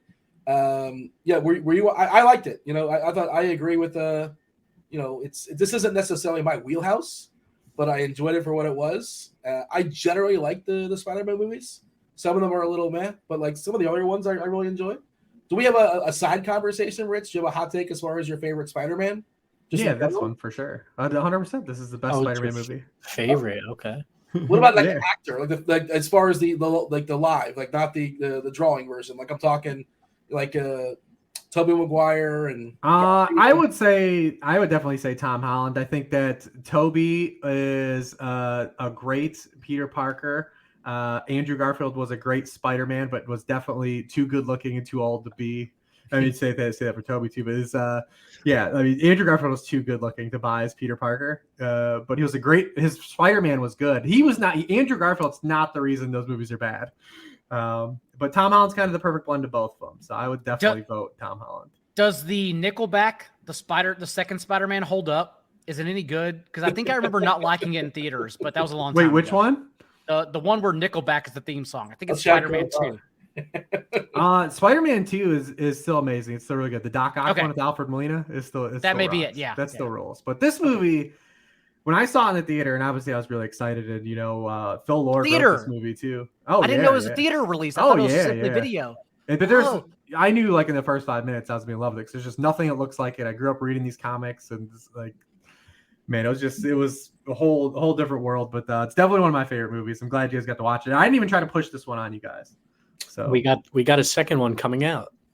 Yeah, and if you want, the trailer just released for the second movie. Yeah, the second literally the same day. I think it was Monday. The trailer for the second movie came out. I didn't know that. That was what inspired you to, or maybe jog your memory or something like that. But by the way, you mentioned the first 5 minutes. I did love the intro, and just the movie that doesn't take itself too seriously. It winks at the audience, like it kind of poked fun at Tobey Maguire and like the famous point scene, right? Like, with him dancing at the beginning. Little nods. It's got heart. It's got a whole bunch of good comedy written in. But that's Phil Lord's wheelhouse, man. I imagine there was a good solo movie we were going to get from Phil Lord. That I'm sorry that fell apart. Lord. Who's Phil Lord? He wrote this. He wrote the Lego movie. But he was the first writer on the Solo movie that we got. And there was discrepancies, and things fell apart. I think he ended up with like an executive producer credit still, but basically he didn't write the movie. So I wonder what that movie would have been like. Probably would have been better than the one we got. Having that, he might be involved in the one in 2023 Spider-Man Across the. Well, he's involved in the sequel. Okay, yeah. I'm talking about Solo, the movie Solo, the Han Solo movie. Oh, okay. I'm sorry. Never mind. I was thinking something totally different. My apologies. My bad. That should. Solo is a big word, but. The self-awareness also for even the small things, like we've been here before, kid. He's going to say 24 hours. He has 24 hours to get it done. And then like literally cuts to Kingpin. You got 24 hours to get it done. I think little things like that also make it funny. Steve, what are your thoughts? You didn't really chime in on this. Were you a fan? I was agreeing with pretty much everything was said. Yeah, I think this was my favorite one we've watched so far from the contest. Okay. The art was awesome. Very unique. The ending after credits, like Rich told us to stay and watch, was funny. I threw the look at it right behind me. The pointing. Yeah, I got a kick out of that. It was, I guess, a tease for this second one coming out. I guess it's gonna have something to do with that. Who's Oscar Isaac? Is Spider-Man 2029? Yes. That was the voice. Yeah, I have the captions on, so I think I paused at that moment, and like it'll tell you on Amazon who the actors are, which I appreciate. Not every Yeah. Like Netflix doesn't tell you who's acting at the current moment in the scene. I like Right. every once in a while I'll pause and say, who's this? I appreciate the little side element that Amazon brings. But Dean, what you got for us this week? All right, yeah. Hold on. First off, 10. I'm giving it a 10. If you want to score, I think this is an awesome movie. If they had a special edition for me to buy, I would actually purchase it and put it on the shelf behind me. Now, are you just a pushover, or like you're just saying this is the best? I mean, a 10 is just, no. You're setting the bar. You're coming right out the gate. You're saying nothing can be better than this, especially like animated films. It's not in the same. Well, it's not the same theme. But like, if you told me to rank animated films, I'd give a 10 to like Up. I'd give a 10 to Toy Story, which is the saddest one. 3. Yeah, I think I'd give a 10. Yeah, to this movie. I think it's amazing, especially for what it is. The first 10 minutes of it, whatever it was. Up the first 10 minutes it's basically like the last 10 minutes of Manchester by the Sea. You're just in a Land Before bag. Time. I said like the first one Up came out. I was like, oh, this is just our new Land Before Time. Yeah. Steve, see a 10 and I don't. You can't raise it. Do you want to see it, or are you? Is that where you're going to be as well? I would say more like an 8.9. Okay. Oh, we get decimals. I'm still getting 10. You do what you want. He's pulling a Portnoy. If we were doing not decimals, yeah, it'd be a 9 out of 10. 9 out of 10. You do what you want. I'm going to put. I'll drop an 8.5, and that's not an insult. 8.5 is pretty solid. You know, it's good. But I'm like the Russian judge, though. You got to really impress me. This was one of the movies that we watched that I could watch again. Yeah, Baby Driver 6 and 6 Sideways. Oh, Sideways was like 9.1, 8.9, wow. 9.1 Sideways. Yeah, you're all over the place. That's interesting. All right. And was that all the movies? I mean, there's probably one that's kind of lost in the shuffle. Maybe the first one with the cooler 7.5 and the interview 6.5. There's our ranking system. All right. Anybody else want to? You have to rank them as tight end plays. Daniel Bellinger. Who is Noah Fant? All right. So I was thinking about, I like as a general, like just movie style, I like a good like twisty movie, a good surprise movie. M. Night sort of in the vein of that. So I was thinking of some of my favorites, not to spoil anything, but just usually something you don't really see coming at the end, a good reveal, right? And I was also like, I know everybody's seen like the first 10 or 15, so I went to one that might not be as popular, and it was from 7-8 years ago, I'm gonna say, and I don't even know how to pronounce it. I always mess up the pronunciation. But has anybody seen Ex Machina? Ex Machina? Yep. Yes, I've seen it multiple times. What a good also Oscar Isaac. Ex Machina more. It's an incredible movie. Oh, I didn't know that was Oscar Isaac as well. It is. Yep. Yeah, that movie it scares me. It's like Black Mirror, how I can only watch one episode at a time because I get too terrified for Earth. Ex Machina trips me out. Okay, we'll throw that one out then. Great movie though. Great. Yeah. I'll watch it again. If Steve hasn't seen it, I'll watch it again. No, I haven't, but let's get one at least two of us haven't seen. So I got one that I know y'all haven't seen. Like I know you haven't seen it, and you're going to be upset at first. You're not going to be happy because it's not in English. But I don't mind that. Yeah, okay, I don't really mind that either. There is a dub version of it, and it was on Netflix. And I think it's no longer on Netflix. But Netflix, I've been watching a lot of like Spanish movies. And they do a really good job. I think it's out of Spain. I want to say it's called The Invisible Guest. It was on Netflix a couple months ago. I think it's no longer there, but I don't just go in totally cold. I recommend this movie to at least 5 people, and everybody's like, "That movie was awesome." Just trust me on it. The Invisible Guest. I believe it's from Spain. Invisible Man or Guest? No, The Invisible Guest. The Invisible Guest. I'm telling you, and nobody's seen this, right? I assume nobody's seen this. Nope. Just trust me on. You're gonna be like, "Wow, I had no idea this movie existed," and I'm very happy I watched that. And yeah, again, there's a dub version if you want to read, however you want to do it. And I have no issues reading, but some people have problems with that. But that's my movie for the week. I want to. All I'm gonna do now is watch it, thinking about how I can figure out the twist. Well, I mean, I don't think you're gonna figure it out, but But in my mind now I know. Well, I mean, I shouldn't have said that. Like there is a twist, but and it just watch. Yeah, you're gonna try to figure it out. Well, you would naturally try to figure it out as you're going along. But yeah, just go in cold. Don't read any synopsis.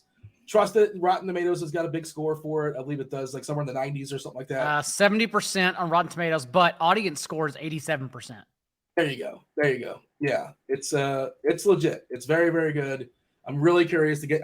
I don't think it's going to get higher than a 10 out of John, but all right, we can try. Lock it in. Okay. If anybody's still with us, here's Dean's nice lineup on screen. Oh yeah, was it even good though, or is just good enough? It was good enough. This one's good enough. A couple of us have had like an actual like this lineup made money in other contests. This one I think is good enough. You had Mahomes. Mahomes was underplayed overall. You played Latavius Murray correctly, and then you had the cheap bring back with Marcus Valdes-Scantling, and you had him stacked with Mahomes. That's most importantly. Yeah, the double Mahomes stack. And London, who we talked about, it was better with Kamara. Yeah, I did correlate that. That was like a thought process. And Chris Moore, who like everybody, was really popular last week, 75% amongst us three. And then Big Mike Williams, who kind of sort of somewhat salvaged this game there near the end. He did, but kind of flopped. Listen, as someone who played Mike Williams, I'll tell you, he didn't salvage anything. Yeah, I played Titans defense in this and a lot of places because I was the general theme was people thinking the Chargers couldn't fail. But let me introduce you to the Los Angeles Chargers. They could fail. They do every week. Every game is within 3 points. They just sort of find a way, it seems. Like I haven't gone through game by game. They love underwhelming. That's what they do. Yeah. And no touchdowns, I think, for No, they had 2 rushing touchdowns against the Titans. Yeah, geez. Disappointing week. That's the show, though. That's week 16. We'll be back for week 17. Before we step aside, we got to do it. The people know already, but, it'd be rude of me not to, prompt you. John, tell the people where they can find you around the interwebs. It's week 16. You do know, but 44.com, we are 75% off the rest of the season for DFS and redraft, and that includes through the playoffs with underdog rankings. I believe I have another show on my plate tomorrow night, Thursday, 44 YouTube channel, 6:30 p.m. Eastern now, doing underdog gauntlet drafts, 1 per week on Thursday. So another show. And then TJ Hernandez, good friend, is forcing me to wake up on Christmas Eve for a Discord chat with him over the Saturday slate. So again, if you subscribe and you're in the Discord, 10:45 a.m. Eastern on Saturday morning, Christmas Eve, I will be there because it's my job. I can't guarantee I will not be hungover, but I will be there for everyone. Isn't TJ a California guy? He's a West Coast guy, right? San Diego, yeah. So he's up my UCF almost 7:45 in the morning. You're talking about? And it's going to be 7:45. Yeah, if it's 10:45, yeah, 7:45 a.m. there. It took us a second. We got there eventually. Rich, tell the people where they can find you. Listen, sharpfootballanalysis.com. It's week 16. I just want everyone to have a great Christmas, good holiday. Hopefully you win in your season-long leagues, get to the championship finals, hit those cash lines, tip something over. We made it. It's Christmas time. By the way, check out Rich on the Swolcast this week. He made a special appearance with the Swolcast crew. And we'll see. I think well, check that out. If you did not get enough Malik Willis leverage talk, go there because there's even more. I never really know analysis. Is that the whole bit of the Swolcast? You really can't tell what's analysis and what's nonsense? Isn't that the whole thing of fantasy football? I'm not throwing shade there, but I just thought that was kind of how the format of the show. All right. For Rich, for John, for producer Steve, for the Swolcast, for Warren Moon, this was the NFL Pick 6 show, week 16 with RotoGrinders. Happy holidays. Merry Christmas. Go win something. We'll be back next week. Good luck. We're out of here. Holler.